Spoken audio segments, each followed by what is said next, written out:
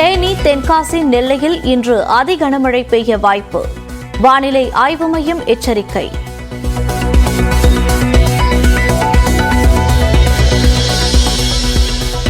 கன்னியாகுமரி, கோவை, நீலகிரி உள்ளிட்ட 6 மாவட்டங்களில் இன்று மிக கனமழைக்கு வாய்ப்பு. தூத்துக்குடி, மதுரை உள்ளிட்ட 5 மாவட்டங்களில் கனமழை பெய்யக்கூடும் என வானிலை ஆய்வு மையம் கணிப்பு. கோவை மாவட்டத்தில் வெளுத்து வாங்கிய மழையால் தொண்டாமுத்தூரில் வீடுகளுக்குள் புகுந்த மழைநீர். சிங்காநல்லூரில் பேருந்து நிலையம், கடைகளுக்குள் தண்ணீர் புகுந்ததால் அவதி.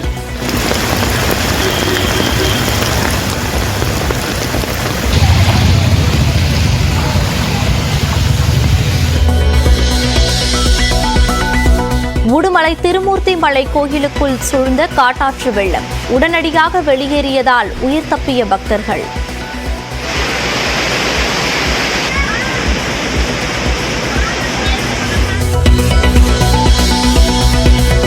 கனமழை முன்னெச்சரிக்கையால் தேனி மேகமலை அருவியில் சுற்றுலா பயணிகளுக்கு தடை. மழையளவு குறைந்து இயல்பான நிலைக்கு திரும்பும் வரை தடை தொடரும் என வனத்துறை தகவல்.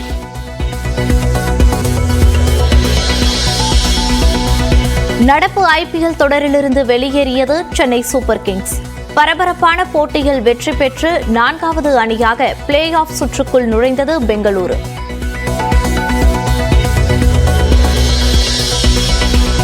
ஐந்தாம் கட்ட மக்களவைத் தேர்தலுக்கான பரப்புரை ஓய்ந்தது. உத்தரப்பிரதேசம், மகாராஷ்டிரா உள்ளிட்ட 8 மாநிலங்களில் 49 தொகுதிகளில் நாளை வாக்குப்பதிவு.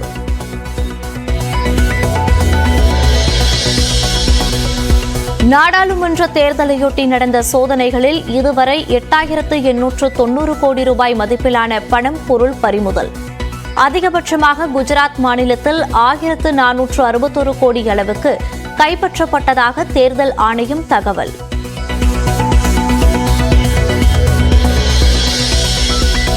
மகளிருக்கான இலவச பயண திட்டம் பற்றி பிரதமர் வீண்பழி சுமத்துவதாக முதலமைச்சர் மு.க. ஸ்டாலின் கண்டனம். பாஜகவின் பிளவுவாத கனவுகள் ஒருபோதும் பலிக்காது என விமர்சனம்.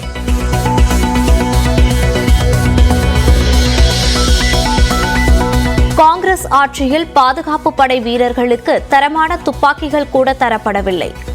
ஆயுத பேர இறக்குமதியில் ஊழல் செய்ய ராணுவத்தை பலவீனமாக வைத்திருந்தார்கள் என பிரதமர் மோடி குற்றச்சாட்டு.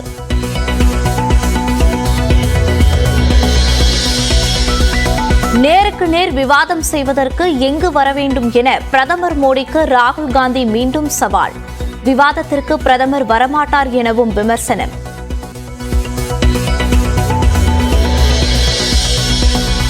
மக்களவைத் தேர்தலில் வெற்றி பெற்றால் சினிமாவில் இருந்து விலகி விடுவேன். பாலிவுட் நடிகையும் பாஜக வேட்பாளருமான கங்கனா ரணாவத் அறிவிப்பு.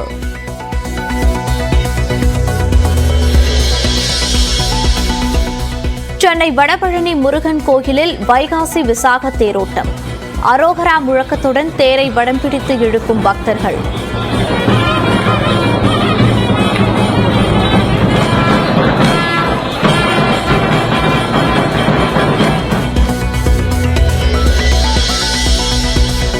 கோடை விடுமுறையால் திருப்பதியில் அலைமோதும் பக்தர்கள் கூட்டம்.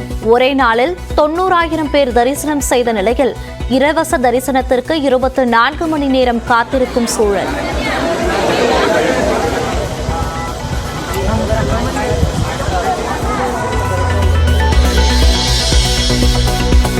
கரூர் மாவட்டம் நெரூரில் சதாசிவ பிரம்மேந்திரால் ஆராதனை விழாவில் 8 ஆண்டுகளுக்கு பிறகு நடந்த அன்னதானம். எச்சில் நிலையில் அங்க பிரதட்சணம் செய்து நேர்த்திக்கடன் செலுத்திய பக்தர்கள்.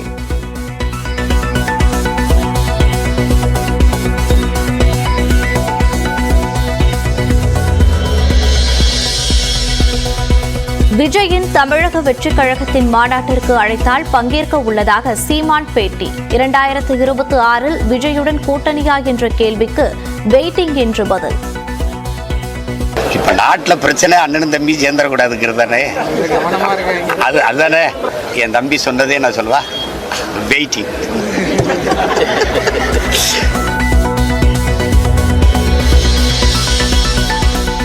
பிரதமர் மோடியின் பயோபிக் படத்தில் நடிப்பதாக வெளியான தகவலுக்கு நடிகர் சத்யராஜ் மறுப்பு. சமூக ஊடகங்களில் பார்த்ததுதான் படம் குறித்து தெரிந்து கொண்டதாகவும் விளக்கம்.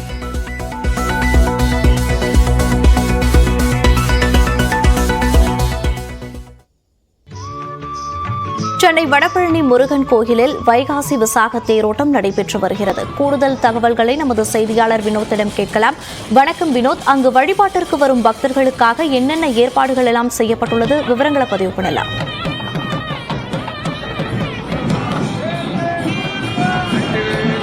நாம் தற்பொழுது சென்னை வடபழனி முருகன் கோயில் நின்று கொண்டிருக்கோம். இந்த இடத்தில் வைகாசி விசாக பிரம்மோற்சவ திருவிழா கடந்த 13ஆம் தேதி கொடியேற்றத்துடன் துவங்கியது. இந்த திருவிழாவின் 7ஆம் நாளான முக்கிய திருவிழா இந்த தேர் திருவிழா இன்று காலை துவங்கியது. தொடர்ந்து தேர் திருவிழா நடைபெற்று வருகின்றன. முக்கிய 4 வீதிகளில் தேர் பவனி வருகின்றன. தேர் பவனி வரக்கூடிய இந்த பகுதிகளில் வழியெங்கும் பக்தர்கள் முருகருக்கு அரோகரா என்ற கோஷப்பட்டபடி வழிபட்டு வருகின்றனர். தொடர்ந்து அந்த தேர் வரும் வழியில் பக்தர்கள் ஆரத்தி எடுத்து தேங்காய் உடைத்து தொடர்ந்து இந்த பகுதியில் செல்லக்கூடிய பக்தர்களுக்கு முருக பக்தர்கள் மோர், குளிர்பானம் உள்ளிட்ட உணவு உள்ளிட்டவைகளும் வழங்கி வருகின்றனர். தொடர்ந்து இந்த பகுதியில் மக்கள் ஏராளமான பக்தர்கள் குவித்துள்ளதால் பாதுகாப்பு எச்சரிக்கையாக போலீசார் இந்த பகுதியில் கண்காணிக்கப்பட்டு வருகின்றனர்.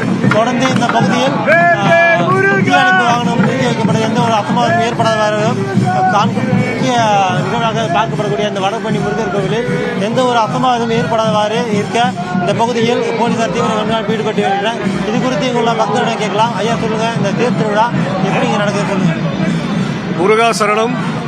இன்று வடபழனி ஆண்டவருடைய தேர் திருவிழா வெகு விமர்சையோடு ஆயிரக்கணக்கான பக்தர்கள் நடந்து கொண்டிருக்கிறது. வடபழனி ஆண்டவருடைய தரிசனம் கிடைக்க காண கண்கோடி வேண்டும். முருகா என்று சொன்னாலே அத்துணை துன்பங்களால் மறைந்துவிடும். மூர்சா கேட்டுக்கலாம். இந்த பகுதியில் ஏராளமான மக்கள் வழிபட்டு வருகின்றனர். தொடர்ந்து தேர்பவனியுடன் கூட்டம் அலைமோதுகின்றன. நடக்கக்கூட முடியாத அளவுக்கு மக்கள் கூட்டம் மிக அதிகமாக காணப்பட்டு வருகின்றன. இந்த தேர்பவனி திருவிழா முக்கிய 4 வீதிகளில் சென்று இறுதியாக கோவிலுக்குள் சென்றடையும். விவரங்களுக்கு நன்றி வினோத்.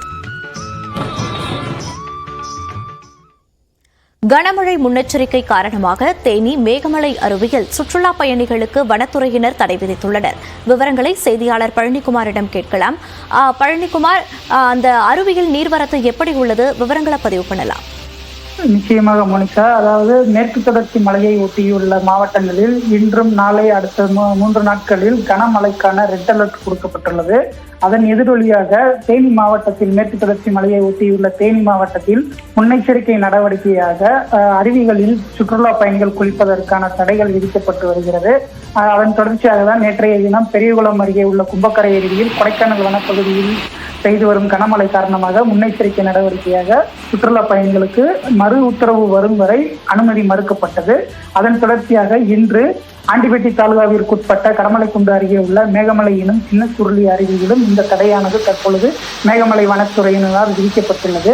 கடந்த சில தினங்களுக்கு முன்பாக பெய்த கோடை மழையின் காரணமாக அருவியில் திடீரென வெள்ளப்பெருக்கு ஏற்பட்டது. அந்த நிலையில் முன்னெச்சரிக்கை நடவடிக்கையாக சுற்றுலா பயணிகள் வெளியேற்றப்பட்டனர். அதன் தொடர்ச்சியாக தற்பொழுது விடுக்கப்பட்டுள்ள ரெட் அலர்ட், அதிக கனமழைக்கான ரெட் அலர்ட் காரணமாக இந்த முன்னெச்சரிக்கை நடவடிக்கை விடுக்கப்பட்டு தொடர்ந்து மறு உத்தரவு வரும் வரை இந்த தடை நீடிக்கும் என வனத்துறை சார்பில் தெரிவிக்கப்பட்டுள்ளது. மேலும் 24 மணி நேரமும் அருவி பகுதியில் சோதனை சாவடி முன்பாக வனத்துறையினர் கண்காணிப்பு பணியில் ஈடுபட்டு வருகின்றனர். விவரங்களுக்கு நன்றி பழனிக்குமார்.